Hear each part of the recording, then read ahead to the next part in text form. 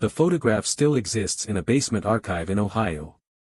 A young man in a leather flight jacket stands beside a B-17 Flying Fortress, his hand resting on the fuselage like a farmer touching his barn. His smile is wide, unguarded, the kind of expression that belongs to someone who believes completely in what he's doing. The photograph was taken in England in the spring of 1944, and the young man's name was Captain Robert Morgan. He was 23 years old, and he had volunteered for every mission that came his way. Morgan grew up in Asheville, North Carolina, where his father owned a hardware store and his mother taught Sunday school. He was the kind of boy who memorized the specifications of every aircraft in Popular Mechanics, who built model planes with surgical precision, who knew from the age of 12 that he would fly. When Pearl Harbor was attacked, he was 18 and enrolled at the University of North Carolina. He enlisted the next morning. The Army Air Force's training pipeline turned farm boys and factory workers into precision instruments of war. Morgan moved through primary flight training in Texas, advanced training in Arizona, heavy bomber transition in Nebraska. At each stage, instructors noted his steady hands, his ability to hold altitude and heading through turbulence, his calm voice over the intercom when things went wrong. He was exactly what the AAF needed: competent, confident, committed. By the time Morgan arrived in England with the 384th Bombardment Group, he had logged 300 hours in B-17s and believed deeply in what the Army Air Forces called strategic bombing. The theory was elegant in its simplicity. If you destroyed the enemy's capacity to make war, their factories, their refineries, their rail yards, you could bring them to surrender without the wholesale slaughter of infantry assaults. It was a humane way to fight, or so they were told. Precision bombing meant hitting military and industrial targets while sparing civilian populations. The Norden bomb site, they said, could drop a bomb into a pickle barrel from 4 miles up. Morgan believed this completely. He believed it when he flew his first mission to Wilhelmshaven, watching his bombardier release ordnance on a submarine pen. He believed it on his 5th mission, when flak tore through the aircraft next to his and he watched it spiral down trailing black smoke. He believed it on his 10th mission, when a Messerschmitt's cannon shells ripped through his own aircraft's tail section, and they limped back to England on 3 engines. He believed it because the alternative was unbearable. The alternative was that he was participating in something monstrous, that the bombs falling from his aircraft were incinerating human beings who had committed no crime beyond being born in the wrong country at the wrong time. The alternative was moral chaos, and Morgan had been raised to believe that good men did their duty, that democracy was worth defending, that this war was necessary and just. The briefings reinforced this certainty. Officers stood before maps and pointed to targets with wooden sticks. This is a ball-bearing factory. Without ball bearings, the Germans can't build tanks or aircraft. This is an oil refinery. Without fuel, their armies can't move. Everything was reducible to tonnage destroyed, production capacity degraded, strategic advantage gained. The human beings who worked in those factories or lived near those refineries were abstractions, unfortunate necessities in a calculus of liberation. Morgan's crew trusted him without reservation. His co-pilot, Lieutenant James Mitchell from Pennsylvania, flew with the steady confidence of a man who knew his aircraft commander would get them home. His bombardier, Lieutenant Thomas Keating, released ordnance with meticulous precision, adjusting for wind and altitude and the violent shaking of German anti-aircraft fire. His navigator, Lieutenant David Cohen, plotted courses across hostile territory with mathematical exactness. His gunners, boys from Wisconsin and Texas and Oregon, defended their aircraft with the fierce protectiveness of brothers. They flew together through the brutal arithmetic of the air war over Europe. The 8th Air Force was losing bombers at rates that would have been considered catastrophic in any other campaign. Some groups were losing 10% of their aircraft on every mission, which meant statistically, no crew would survive a 25-mission tour. Morgan's group fared better than most, but still the losses accumulated. Aircraft that had been there in the morning formation would be missing by afternoon. Men he had played cards with the night before would be falling through 30,000 feet of empty air, their parachutes shredded by fighters or their aircraft disintegrating in mid-air explosions. The psychological defense was to not think about it too carefully. You focused on procedures, on checklists, on the mechanical tasks that kept a bomber in formation and on course. You didn't imagine what it looked like on the ground when 500 aircraft dropped 6,000 tons of high explosive and incendiary bombs. You didn't picture the people in those buildings, the families in those neighborhoods. You held formation, you hit your target, you came home. Morgan was good at this kind of compartmentalization. He wrote letters home that described the English countryside and the pub in the village near the base and the camaraderie of his crew. He didn't describe the smell of burning flesh that sometimes drifted up from the target area, or the way anti-aircraft bursts looked like black flowers blooming in the air, or the nightmares that woke him at 3 in the morning with his sheets soaked in sweat. By February 1945, Morgan had completed 22 missions. He was 3 missions away from finishing his tour and rotating back to the United States for reassignment as an instructor. He was 3 missions away from being done with combat forever. The mission briefing on February 13 started like all the others. Intelligence officers described the target, weather officers gave cloud cover predictions, operations officers outlined the formation and timing. The target that morning was Dresden. Morgan had never heard of Dresden. The intelligence officer described it as a rail junction and industrial center of secondary importance, a legitimate military target that would disrupt German logistics and troop movements on the Eastern Front. The city housed scattered industrial facilities and served as a transit point for military units moving to face the advancing Soviet army. It was, the briefer emphasized, a tactical target of opportunity that supported the German war effort. What the briefing didn't mention, or perhaps didn't know, was that Dresden was one of the most beautiful cities in Europe. It was called Florence on the Elbe, famous for its Baroque architecture, its galleries filled with masterworks, its opera house and churches and palaces that had survived centuries of European warfare intact. The city's population had swollen from 600,000 to perhaps 1 million, with refugees fleeing the Soviet advance, families who believed that Dresden's cultural significance and lack of major industries would protect it from strategic bombing. Morgan took notes during the briefing and reviewed them with his crew. This would be his 23rd mission, Mitchell's 21st, Keating's 18th. They were all getting close to finishing their tours. The mood was optimistic. Dresden wasn't heavily defended like the Ruhr or Berlin. It should be, as the operations officer put it, a milk run. They took off in darkness on the morning of February 13. Morgan's aircraft was part of a force of over 300 B-17s that would join hundreds of British Lancaster bombers in a coordinated assault.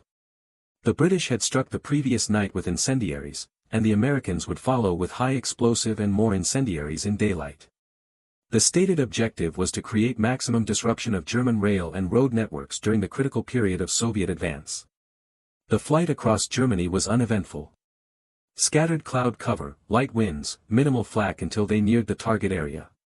Morgan held his position in the formation with practiced ease. The intercom chatter was routine, altitude checks, heading corrections, oxygen checks, the familiar rhythm of crew coordination that had become second nature over 22 previous missions. They approached Dresden from the northwest. Through breaks in the clouds, Morgan could see the Elbe River curving through the city like a silver snake. The lead bombardier's signal flashed, and across the formation, bomb bay doors opened. Morgan felt the familiar shudder as the aircraft's load released, the sudden lift as 5,000 pounds of ordnance fell away. And then the clouds parted completely. For perhaps 10 seconds, no more than that, Morgan had a clear view of the city below. He saw the old town center with its distinctive church domes. He saw the residential neighborhood spreading out from the river. He saw streets packed with people, dark masses that could only be crowds. And then he saw his bombs, the bombs from his aircraft and from the 300 aircraft around him, falling toward those streets.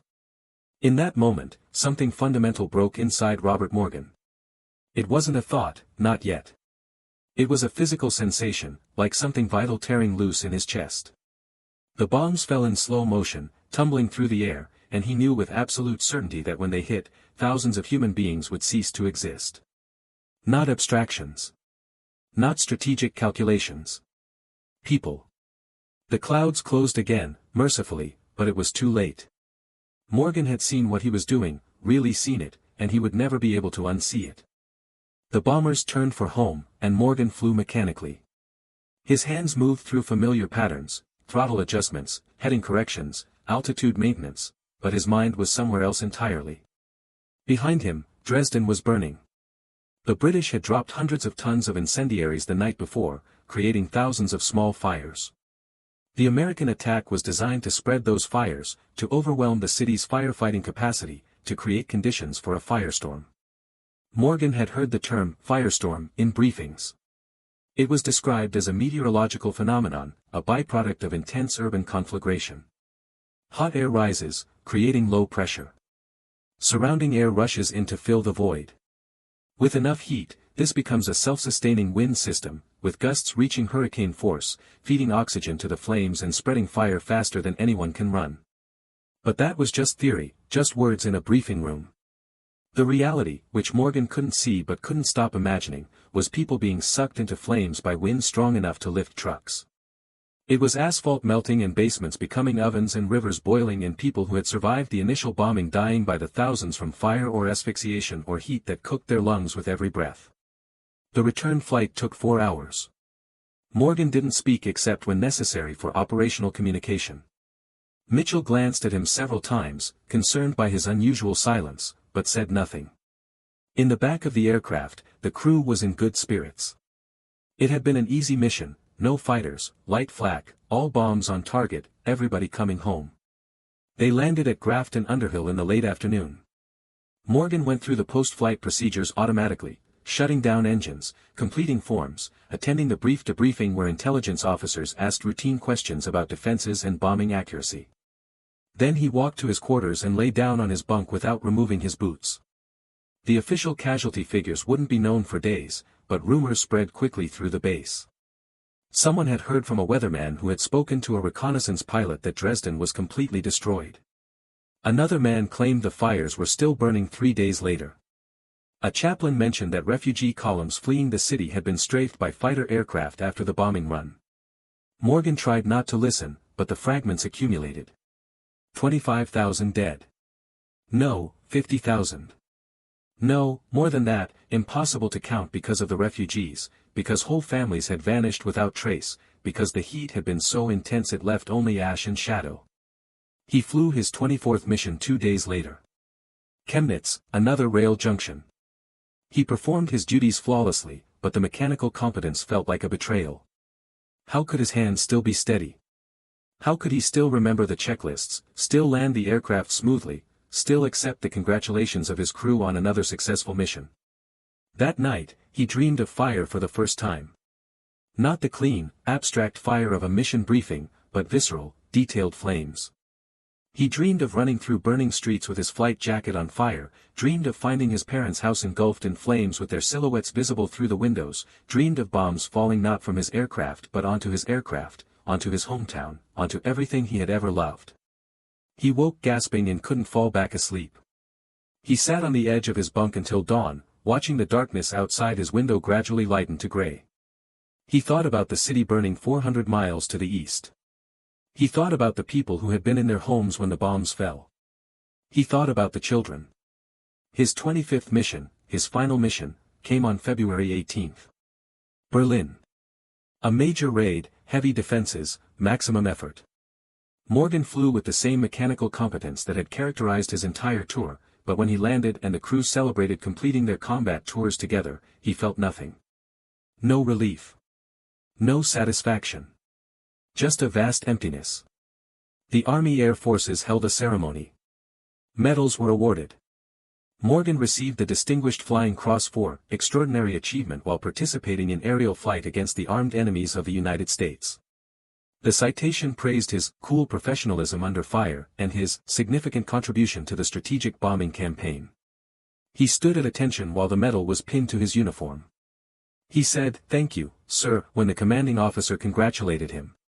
He smiled for the photograph. And inside, he felt like a fraud, like a criminal who had been given an award instead of a prison sentence. The rotation home took 3 weeks. Morgan was assigned to a training base in Nebraska, where he would teach new pilots the skills he had mastered. He tried to feel grateful for surviving, for getting a safe assignment stateside, for the chance to serve without risking his life. But gratitude required the ability to feel, and Morgan was discovering that something inside him had gone numb. He taught bomb runs and formation flying. He graded student pilots on their ability to maintain altitude under stress. He demonstrated the proper procedure for calling out flak bursts to the crew. He did this all with professional competence and a growing sense of disgust that bordered on nausea. At night, the dreams intensified. Not every night, but often enough. He would wake at 3 in the morning, his heart hammering, the smell of smoke so vivid he would check the room for fire.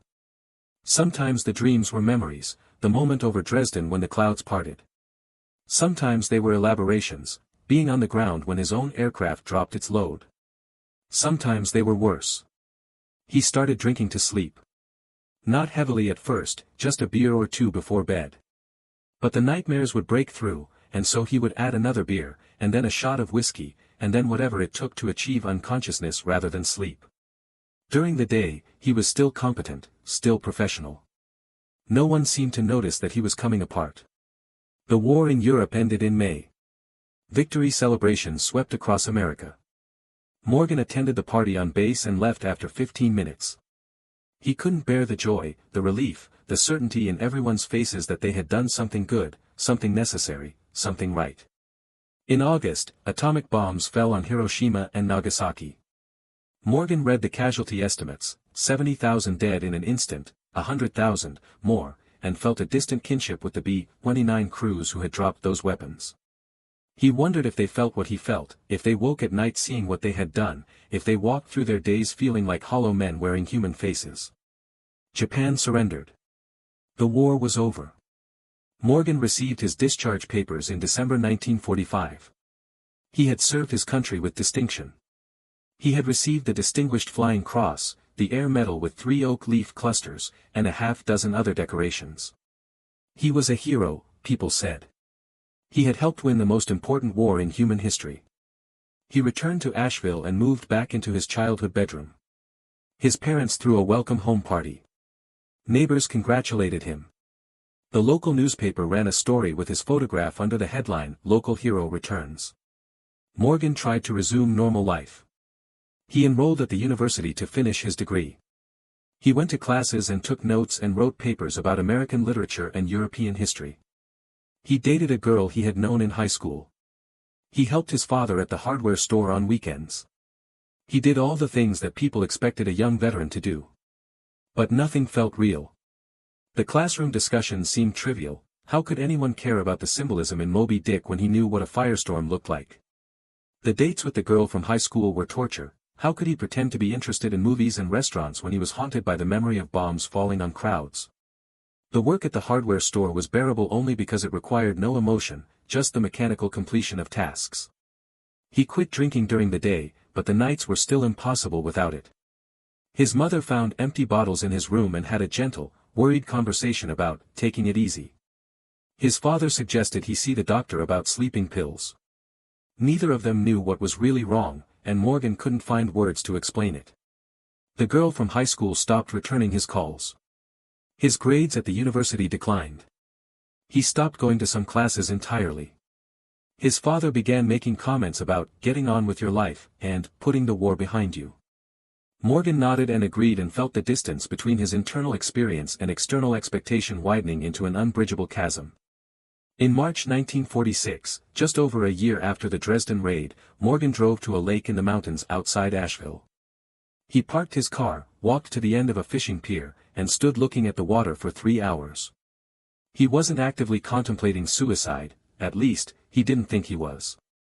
He was simply trying to imagine a future where the weight of what he had done didn't crush him with every breath.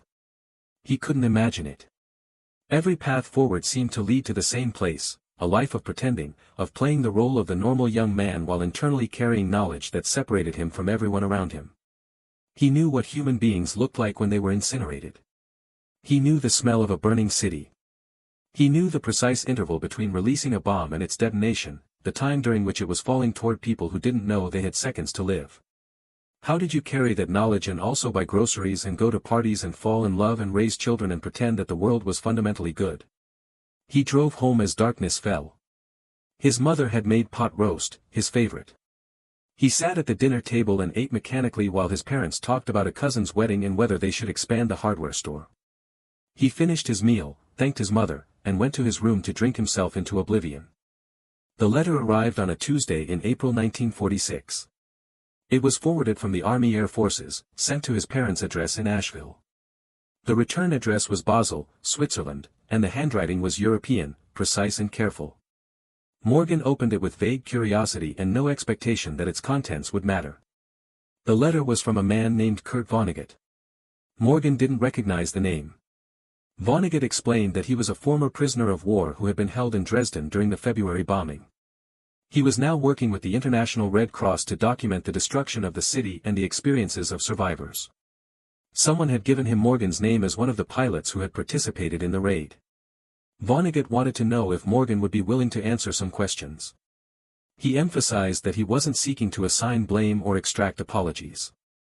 He was simply trying to create an accurate historical record of what had happened, from multiple perspectives. He included his address in case Morgan chose to respond. Morgan read the letter twice, then folded it carefully and put it in his desk drawer. He told himself he wouldn't answer. What could he possibly say? He had dropped bombs on a city and people had died. That was the sum of it. No amount of testimony or documentation would change it. But the letter haunted him. Someone who had been on the ground wanted to hear from someone who had been in the air. Someone who had survived the fire wanted to understand how it had started. There was something profoundly decent in Vonnegut's approach, no accusation, no demand for penance, just a request for truth. Morgan began writing a response 3 times and tore up each attempt. Finally, on a Saturday afternoon when his parents had gone to visit relatives, he sat down at his desk with a bottle of bourbon and forced himself to write honestly. He described the briefing, the flight, the moment when the clouds parted and he saw the city below. He described what he had felt in that instant, the horror, the immediate knowledge that what he was participating in was wrong. He described the dreams, the drinking, the inability to resume normal life. He described feeling like he had committed murder 25,000 times over and receiving medals instead of punishment. The letter filled 7 handwritten pages. Morgan read it once, decided it was too honest, too raw, too revealing of his disintegration. He almost tore it up. But then he thought about Vonnegut's careful request for testimony, his willingness to hear difficult truth, and he sealed the envelope before he could change his mind. The response came 6 weeks later. Vonnegut thanked him for his honesty and courage. He shared details from his own experience, the improvised bomb shelter in a meat locker 3 stories underground, the sound of the world ending above them, emerging the next morning to find the city transformed into a landscape of ash and charred bodies. But Vonnegut's letter wasn't accusatory. It was surprisingly compassionate. He wrote about how the war had brutalized everyone involved, how moral certainty dissolved in the face of industrial slaughter, how guilt was the appropriate response from anyone with a conscience. He suggested that Morgan's anguish was a sign of his humanity, not his weakness. The correspondence continued. Morgan found himself writing to Vonnegut with a candor he couldn't manage with anyone else.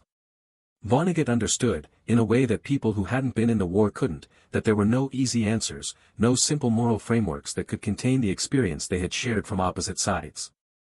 Through these letters, Morgan began to learn the actual history of Dresden, information that had never appeared in military briefings. He learned that the city's strategic value had been minimal. The rail yards had been damaged but would have been repaired within weeks. The industrial facilities were scattered and of secondary importance. The real effect of the bombing had been to kill tens of thousands of refugees and civilians while providing negligible military advantage. He learned that the firestorm had created winds that stripped the flesh from people trying to flee. That whole families had been incinerated together in basement shelters. That the heat had been so intense that people trying to cross streets had been stuck in melted asphalt. That the Elbe River had filled with bodies, and that many of those bodies were so badly burned they couldn't be identified. Each detail was a fresh wound, but Morgan read them all. He needed to know. If he had participated in this, if he had helped create this destruction, then he had an obligation to understand exactly what he had done. The not knowing would have been worse than the knowing. In one letter, Vonnegut included a photograph. It showed a street corner in Dresden before the bombing, beautiful Baroque buildings, a fountain, people walking.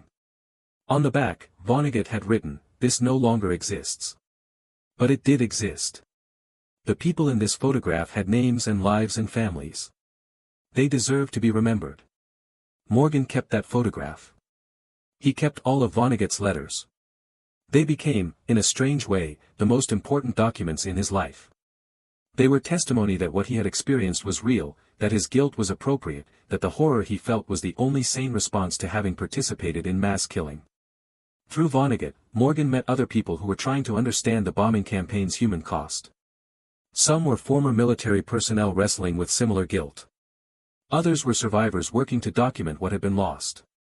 They formed a kind of informal network, sharing stories and memories and trying to construct a truthful accounting of the war that acknowledged its moral complexity. Morgan found that talking to these people helped, not because it lessened his guilt, nothing could do that, but because it broke his isolation. He wasn't alone in his anguish. Thousands of men were walking through their lives carrying similar burdens, pretending to be fine while internally fragmenting. One evening in late 1946, Vonnegut wrote that he was planning to write a book about Dresden. Not a history or a political argument, but a novel that would try to capture what the experience had actually felt like, for the people who lived through it and the people who caused it. He asked if Morgan would be willing to have elements of his story included, anonymously if Morgan preferred. Morgan agreed immediately. If his suffering could serve some purpose, if his testimony could help create an accurate record of what war actually did to human beings, then perhaps there was some redemption in that. Not forgiveness, he didn't want forgiveness, but meaning. His guilt could mean something instead of just crushing him. The correspondence with Vonnegut continued for years. The book was taking longer than expected. Vonnegut was wrestling with how to write about something that seemed beyond literature's capacity to contain. How do you make art from atrocity? How do you create meaning from industrial murder? Morgan understood the struggle. He was facing a similar question about his own life.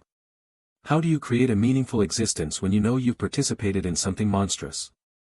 How do you justify continued living when so many others died because of actions you took? He had no good answers. But the questions themselves became a kind of structure, a framework for understanding his experience. The pain didn't diminish, if anything, it intensified as he learned more details about what the bombing had done, but it acquired context. He wasn't going crazy. He was responding appropriately to having done something terrible. In 1947, Morgan moved to Chicago. His parents were relieved when he announced the decision. They hoped the change of scenery would help him move on, though they still didn't understand what exactly he needed to move on from.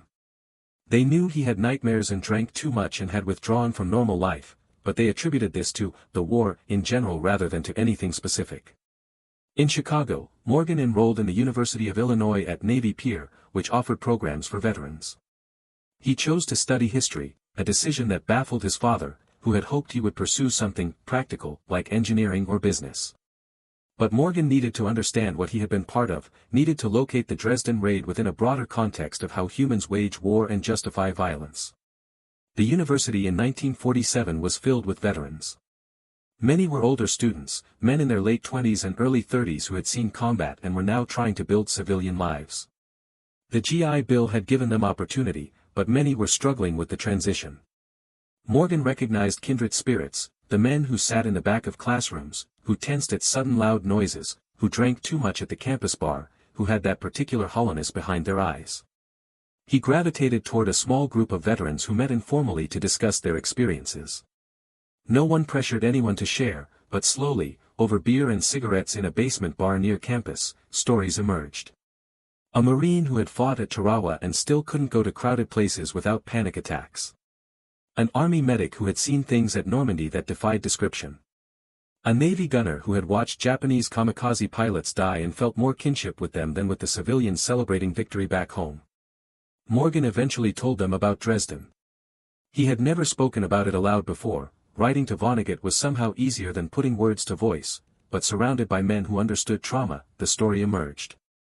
He described the moment over the city when he understood what he was doing. He described the guilt that had consumed him since. He described feeling like he was play-acting at being human while carrying knowledge that separated him from normal existence. The men listened without judgment.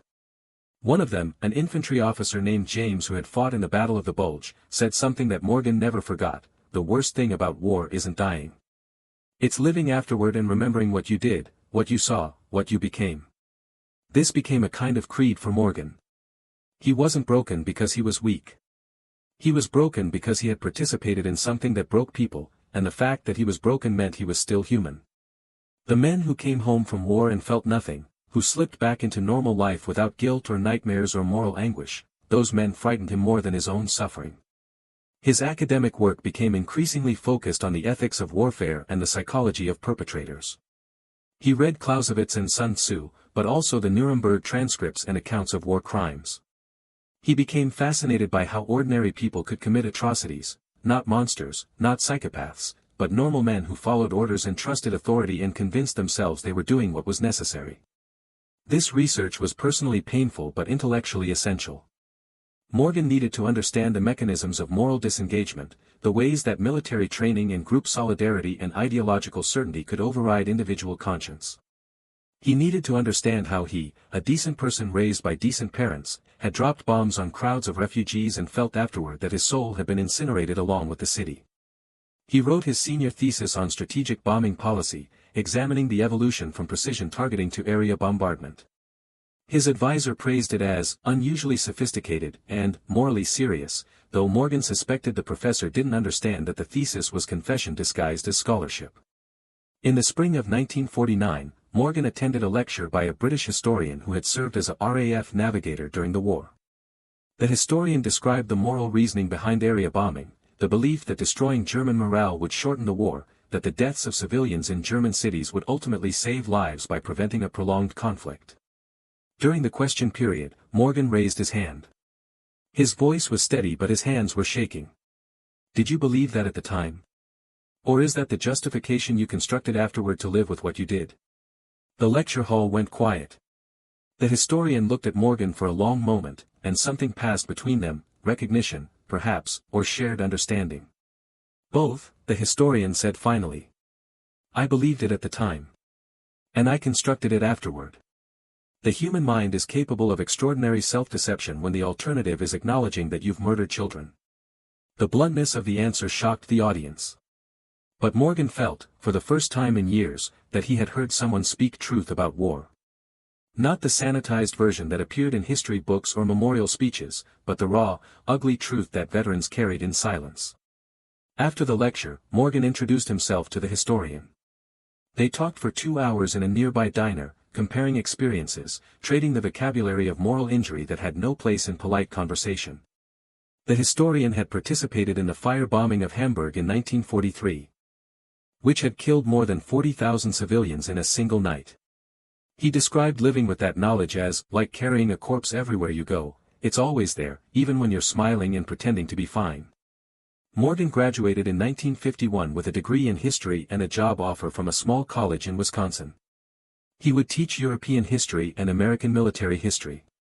It seemed fitting, in a grim way, that he would spend his life studying the wars that had destroyed his capacity for uncomplicated happiness. But there was purpose in it. If he could teach his students to think critically about war, to question authority, to recognize that following orders doesn't absolve you of moral responsibility, if he could do that, then perhaps his own suffering would serve some function beyond simple punishment. He accepted the position and moved to Wisconsin in the fall. The college was small, religiously affiliated, located in a town of 4,000 people. The students were mostly farm kids and first-generation college attendees, earnest and hardworking and largely innocent of the world's complexity. Morgan taught them about World War II, but not the triumphalist narrative they expected. He taught them about the Japanese internment camps in America, about the Dresden and Hamburg fire bombings, about the moral ambiguity of strategic bombing policy. He taught them that the greatest generation had perpetrated its own atrocities, that victory in a just war didn't sanctify every act committed in pursuit of that victory. Some students were disturbed by this approach. Some parents complained to the administration. But Morgan persisted. These young people would inherit a world still capable of terrible violence. They needed to understand that good intentions and patriotic fervor didn't prevent atrocity. They needed to learn, as he had learned, that normal people could do monstrous things when they trusted authority over conscience. The teaching was exhausting, emotionally more than physically. Every lecture on strategic bombing was a form of self-examination. Every discussion of moral responsibility in warfare forced him to confront his own failures. But it was also therapeutic, in a strange way. He was transforming his guilt into education, his suffering into warning. The nightmares continued, though less frequently. The drinking diminished, though never disappeared entirely. The sense of alienation from normal life persisted. He would never be able to attend 4th of July celebrations or military parades without feeling like a fraud, without wanting to tell the celebrating crowds about the burning cities and the bodies in the streets. But he built a life, of sorts. A small apartment near campus. Relationships with colleagues who accepted his eccentricities. Students who sometimes sought him out to talk about the darkness he was willing to acknowledge. It wasn't happiness, exactly, but it was something: purpose, engagement, the possibility that his experience could serve some function beyond his own destruction. In 1969, Vonnegut's novel about Dresden was finally published. Slaughterhouse-Five became a sensation, celebrated for its surreal narrative style and its unflinching depiction of the bombing's horror. Critics praised Vonnegut's ability to capture the absurdity and tragedy of war without moralizing or sentimentalizing. Morgan read it in a single sitting, weeping openly. Vonnegut had done something extraordinary. He had found a way to write about the unwritable, to make literature from atrocity without diminishing the dead or absolving the living. The novel didn't offer easy answers or moral clarity. It simply testified: this happened, people suffered, survivors carry this knowledge forever. Morgan wrote to Vonnegut, thanking him for creating a record that honored the complexity of the experience. Vonnegut wrote back, noting that several passages in the novel had been inspired by Morgan's letters, by his willingness to be honest about the perpetrator's perspective. "You gave me permission to tell the truth," Vonnegut wrote. "Most people want either heroes or villains. You understood that we were all just human beings caught in something too large and terrible for anyone to control." The Vietnam War was raging during this period, and Morgan watched with horror as another generation of young men went off to fight in a conflict whose purpose seemed increasingly unclear. He attended anti-war protests, not as a pacifist. He believed some wars were necessary, but as someone who understood the human cost of violence in ways that the policymakers sending troops to Vietnam apparently did not. He spoke at several protests, always from the same perspective: "I am a decorated veteran. I participated in the strategic bombing of Germany. I helped create a firestorm that killed tens of thousands of civilians. I carry that knowledge every day. Before you send young men to die and to kill, make absolutely certain the cause is worth the cost, because that cost isn't paid once and forgotten, it's paid every day for the rest of their lives." His position was controversial. Some protesters embraced him as a voice of moral authority. Others accused him of false equivalence, of comparing the just war against fascism to an imperialist adventure in Southeast Asia. Some veterans groups denounced him as a traitor. He received threatening letters. His college's administration received complaints from donors. But Morgan persisted. He felt he had an obligation to speak, to use his experience as testimony against the easy certainties that led nations into war. If his suffering could prevent even one unnecessary death, one additional burning city, then it was worth enduring the backlash. By the time Morgan turned 60 in 1981, he had been teaching for 30 years. Generations of students had passed through his classes, exposed to his particular brand of moral education. Many had written to thank him, years later, for teaching them to think critically about power and violence and national mythology. A few had told him his lessons had kept them from enlisting during Vietnam, or had changed how they voted, or had fundamentally altered their understanding of what it meant to be a good person in a violent world.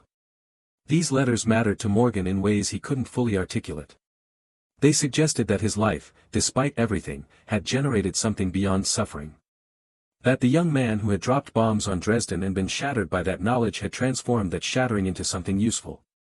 Not redemption, exactly, he had never sought redemption, didn't believe he deserved it, but meaning. The nightmares still came occasionally, though age had muted their intensity. He would dream of flying over the burning city, but now the dreams had a quality of memory rather than fresh trauma. He was an old man remembering something terrible he had done when young, rather than a young man perpetually trapped in the moment of recognition. He had never married, never had children. This was partially circumstance, his emotional unavailability in his 20s and 30s when most people paired off, but also partly choice. He had never been certain he deserved the happiness of family life, the presumption that he could participate in normal human joy after what he had done. But he had built other kinds of connections. Long friendships with colleagues and former students. Relationships with other veterans who understood trauma. A community of people who appreciated his willingness to engage with difficult moral questions rather than retreating into comfortable certainty. In 1985, the 40th anniversary of the war's end sparked a wave of retrospectives and commemorations. Morgan watched with mixed feelings as the conflict was celebrated as America's finest hour, as the generation who fought it was lionized as uniquely virtuous. He understood the impulse: people needed heroes, needed to believe that some wars were uncomplicated, that sacrifice in a just cause sanctified all actions. But he also knew this narrative was dangerous. It created the conditions for future wars, future atrocities, future young men who would follow orders and only later understand what they had done. The celebration of World War II as a good war erased the moral complexity that every veteran he knew carried inside them. He wrote an essay for a small academic journal, arguing that the proper way to honor the World War II generation was not through uncritical celebration but through honest accounting. The men and women who fought that war deserved to be remembered as human beings who faced impossible choices, who sometimes failed morally while succeeding strategically, who paid psychological prices that their societies rarely acknowledged. The essay generated little attention outside academic circles, but Morgan didn't mind. He had never been seeking recognition or vindication. He was simply trying to tell the truth, to bear witness to the human cost of violence in ways that the triumphalist narratives erased. In the summer of 1987, Morgan received an invitation that shook him profoundly. A German historical society was organizing a commemoration of the Dresden bombing, and they wanted to include perspectives from American veterans who had participated. Several survivors would be speaking. Would Morgan consider attending? The decision tormented him. He had spent 42 years living with the knowledge of what he had done, but always at a distance. The city existed in his nightmares and his historical research, but he had never confronted the physical reality of the place, the streets he had helped destroy, the spaces where people had died because of bombs he released. He almost declined. At 66, he wasn't sure he could endure the emotional impact of seeing Dresden, of meeting survivors face to face. But then he thought about the obligation he had carried since that February morning in 1945, the obligation to remember, to acknowledge, to refuse the comfortable forgetting that allowed atrocities to be repeated. He accepted the invitation. The trip to Dresden in October 1987 was his first time returning to Germany since the war. The flight over the Atlantic traced a path similar to the one he had flown 42 years earlier, and Morgan spent most of it staring out the window, remembering being 23 and certain and fatally naive about his own capacity for harm. Dresden had been rebuilt, of course. The communist government of East Germany had reconstructed much of the city center, though in a style that favored Soviet brutalism over Baroque beauty. Many of the buildings Morgan remembered from that brief glimpse through the clouds, the Frauenkirche, the Zwinger Palace, the Semperoper, remained ruins, preserved as reminders of the war's destruction. The commemoration took place in a community center in what had been the target zone of the 1945 raid. About 200 people attended, survivors, historians, family members of victims, a handful of veterans from both sides. The atmosphere was solemn but not hostile. These were people who understood that memory required confronting painful truths. Several survivors spoke first. An elderly woman described being 15 years old when the bombs fell, fleeing through burning streets with her younger siblings, losing her mother in the chaos. A man who had been a child described being trapped in a basement shelter for 2 days, the smell of burning flesh, the corpses in the streets when they finally emerged. Another woman spoke about the impossible task of identifying bodies, of the mass graves that had been necessary because individual burial was impossible. Morgan sat through these testimonies with tears streaming down his face. These were the abstractions from the briefing made concrete. These were the people, or rather, the survivors of the people, who had been in the streets when he released his bombs. The guilt he had carried for 42 years crystallized into something almost physical, a weight in his chest that made breathing difficult. When it was his turn to speak, he stood at the podium and looked out at the audience. Several survivors were watching him with expressions that ranged from curiosity to anger to something that might have been compassion. He had prepared remarks, but they seemed inadequate now, facing these people whose lives he had helped destroy. "My name is Robert Morgan," he began, his voice unsteady. "On February 13, 1945, I was the pilot of AB-17 that dropped bombs on this city. I was 23 years old, and I believed I was doing my duty. I believed the briefings that told me this was a legitimate military target. I believed the war was just and necessary, and that my actions were serving a noble cause." He paused, struggling to continue. "Then the clouds parted, and I saw the city below. I saw the streets. I saw the crowds. And I knew, with absolute certainty, that what I was doing was murder. The bombs fell anyway. I couldn't stop them. I couldn't undo what was happening. I could only witness it and then carry that knowledge for the rest of my life." He spoke for 20 minutes, describing his psychological disintegration, his correspondence with Vonnegut, his decades of trying to transform guilt into something useful. He described teaching students about the moral complexity of warfare, about the human cost of following orders, about the obligation to question authority and resist the easy certainties that made atrocity possible. "I don't ask for forgiveness," he concluded. "I don't deserve forgiveness. I participated in the killing of thousands of innocent people. That fact doesn't change regardless of the war's justness or my good intentions. All I can do is bear witness. To remember what happened here. To tell anyone who will listen that war isn't noble or glorious or simple. It's human beings killing other human beings, and those of us who survive carry that knowledge forever." The silence after he finished was profound. Then, unexpectedly, several people began to applaud.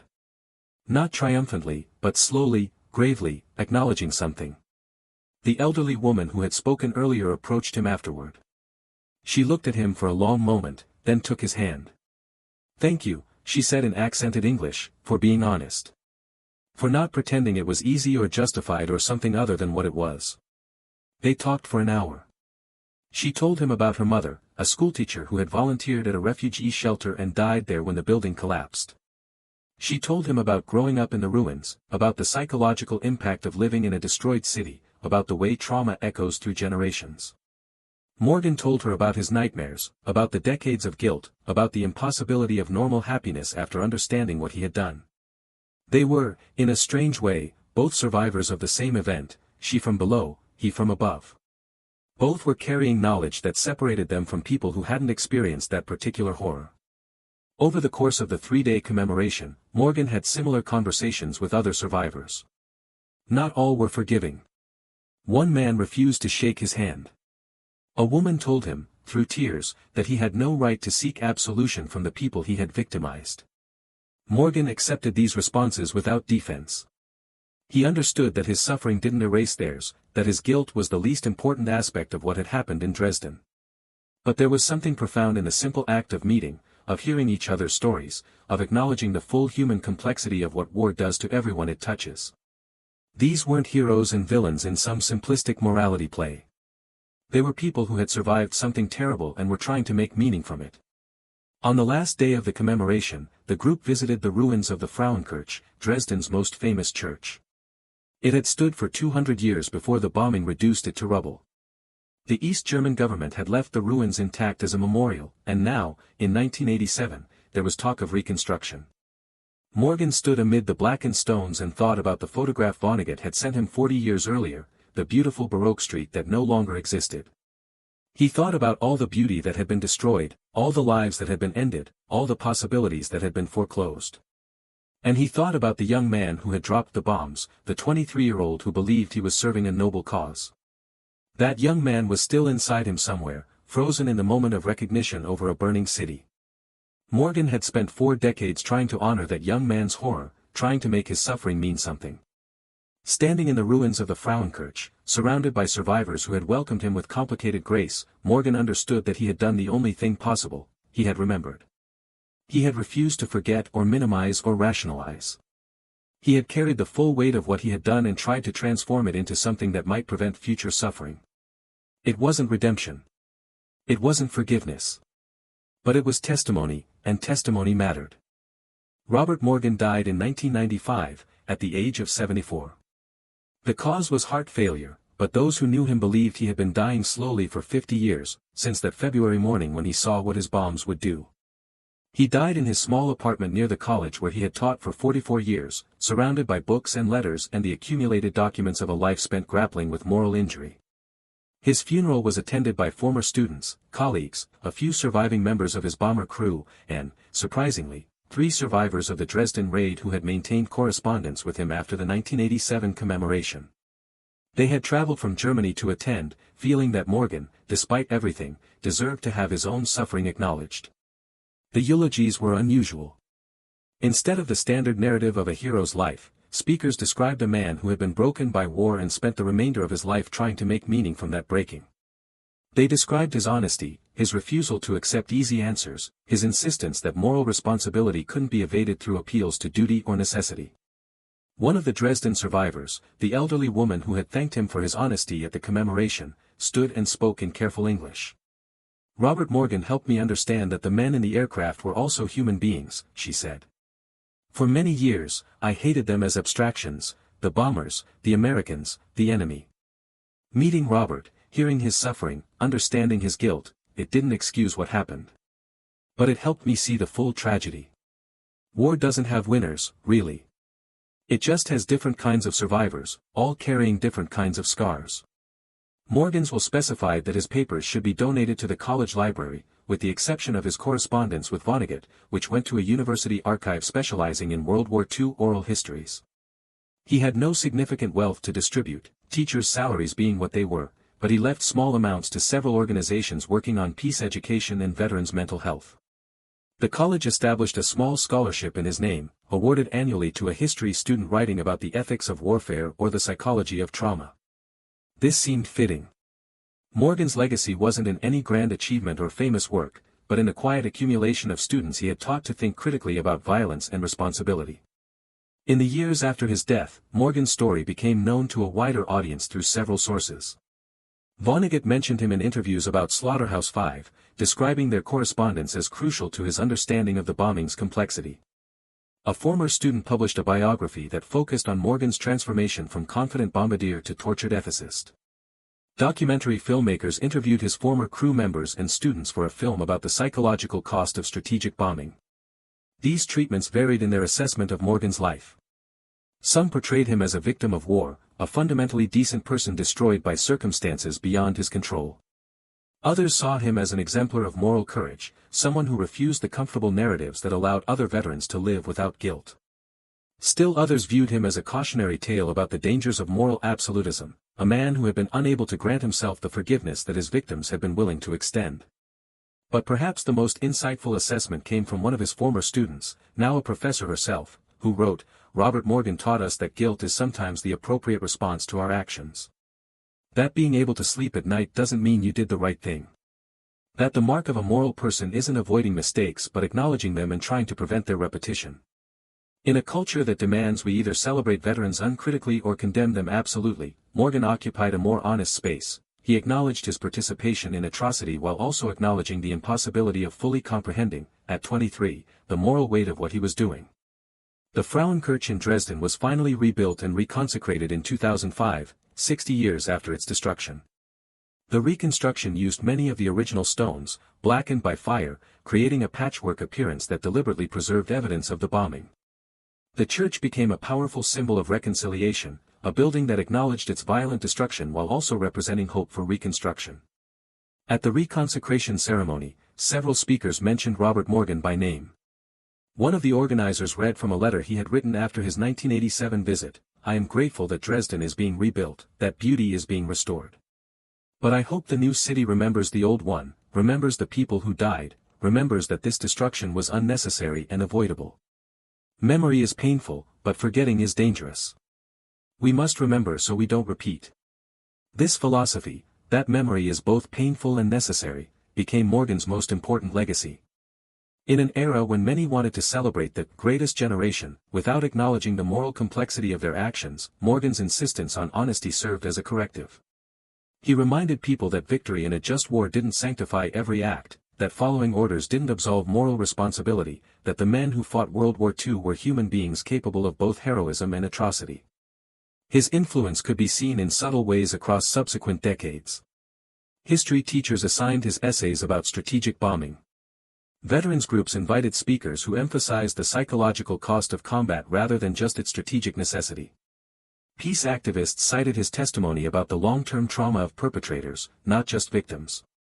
The Vietnam Veterans Memorial in Washington, D.C., completed in 1982, reflected a philosophy that Morgan had advocated for decades, that war memorials should acknowledge pain and loss rather than glorifying violence.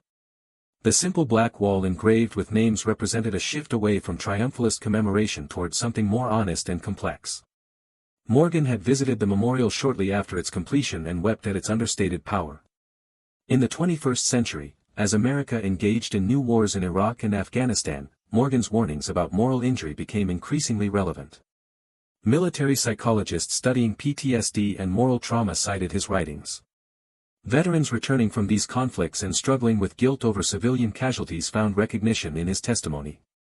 The phrase, moral injury, distinct from PTSD, referring specifically to the psychological damage from violating one's moral code, gained currency in ways that validated Morgan's lifelong insistence that perpetrators also suffer from violence.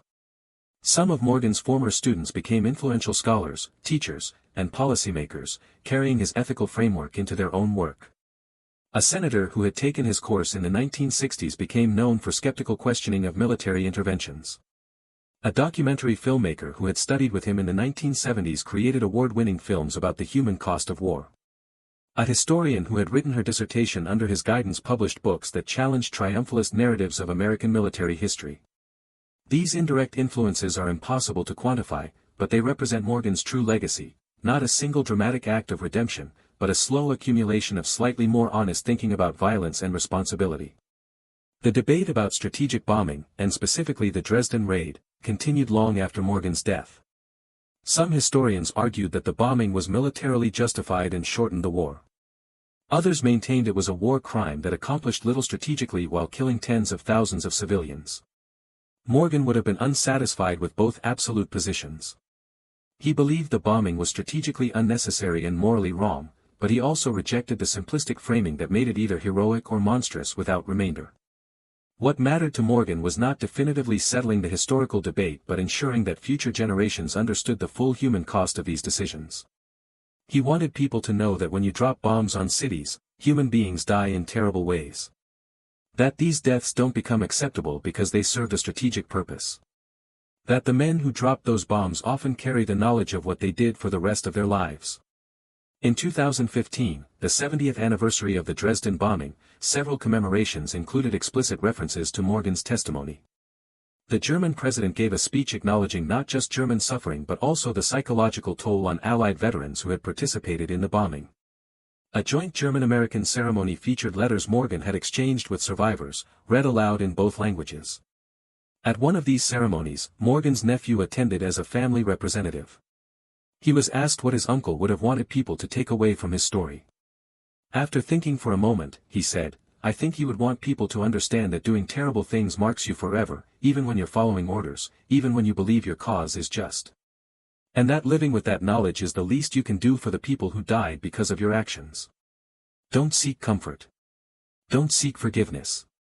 Just remember, and try to prevent it from happening again." This perhaps captured Morgan's philosophy most succinctly. He never sought to be remembered as a victim or a hero. He sought to be remembered as someone who told the truth about war, who refused easy narratives, who insisted that acknowledging moral complexity was more important than maintaining psychological comfort. The small college in Wisconsin where Morgan taught for 4 decades has, over the years, become informally known for producing students with strong ethical frameworks around questions of violence and responsibility. Faculty members attribute this to Morgan's influence, which extended far beyond his formal teaching.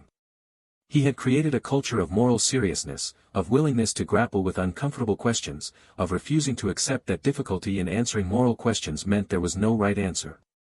In the end, Robert Morgan's life was defined by a moment of recognition over a German city in 1945. Everything that followed, the decades of guilt, the teaching, the testimony, the correspondence with survivors, was an attempt to honor that moment, to refuse its easy forgetting, to transform it into something that might prevent future suffering. He never fully succeeded. War continues, bombs still fall on cities, young men still follow orders that destroy them psychologically even as they accomplish strategic objectives. But Morgan's testimony remains, a small voice insisting that we must remember the full human cost, that we must resist the narratives that make atrocity palatable, that we must carry the weight of what we do rather than rationalizing it away. The final entry in Morgan's journal, written a week before his death, read, "I've carried Dresden for 50 years. I've tried to make it mean something, in my teaching, in my testimony, in simply refusing to forget. I don't know if I've succeeded. I don't know if my suffering has prevented anyone else's. But I know I tried. I saw what I did, and I didn't look away. That's not redemption. But it's not nothing." And perhaps that was the truth of Robert Morgan's life, not nothing. Not redemption, not heroism, not a neat moral lesson that tied up all the complexity into a satisfying conclusion. But a testimony that atrocity marks everyone it touches, that moral injury is real and lasting, that the price of violence is paid not just by victims but by perpetrators who retain their humanity. The city he couldn't forget was rebuilt. The people he killed remained dead. And the young man who recognized what he was doing over Dresden in February 1945 lived on in memory, frozen forever in that moment of horrified understanding, a reminder that seeing truly, really seeing what we do, changes us irrevocably. That recognition, painful as it was, might be the most important thing Robert Morgan ever learned. And his refusal to unlearn it, to rationalize it away, to accept comfort over truth, that might be the most important thing he ever taught.